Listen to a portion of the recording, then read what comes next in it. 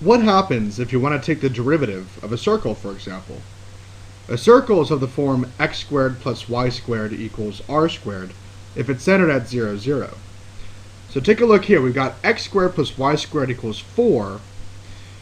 This is the circle with radius 2 centered at 0, 0. What if you want to find the slope of the tangent line at any of the points on this circle? Well, you need to find the derivative. However, we don't have y equals. Before, when we took derivatives, we had the form y equals blah. And we could find dy dx easily because we only had one side to work with. But here, y is inside of the actual equation itself. And therefore, we have to take the derivative implicitly. Now, the whole idea behind implicit differentiation is that y is stuff. Y is a function. It's a function of x. We'll treat y in that way.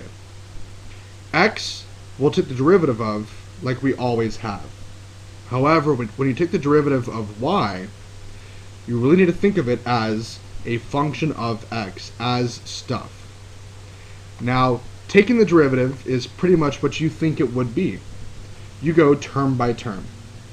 What's the derivative of x squared with respect to x? Well, it's 2x.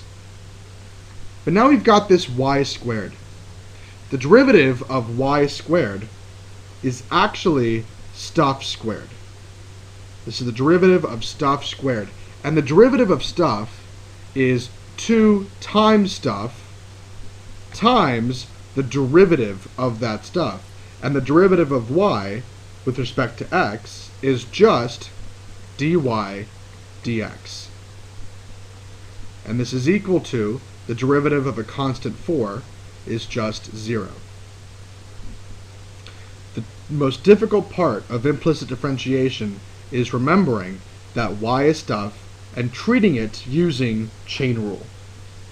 Now that we have stuff squared, and we have a dy dx that comes out of this, we can now solve for dy dx. We can subtract 2x from both sides, so we have 2y dy dx is equal to negative 2x. Divide both sides by 2y, and we now have dy over dx is equal to negative x over y. Now you'll notice here that y is now in my derivative. Well, there's a couple of reasons for this. Number one is, what if you wanted to find the derivative at, for example, x equals 1? Because this isn't a function, there are actually two values at x equals 1.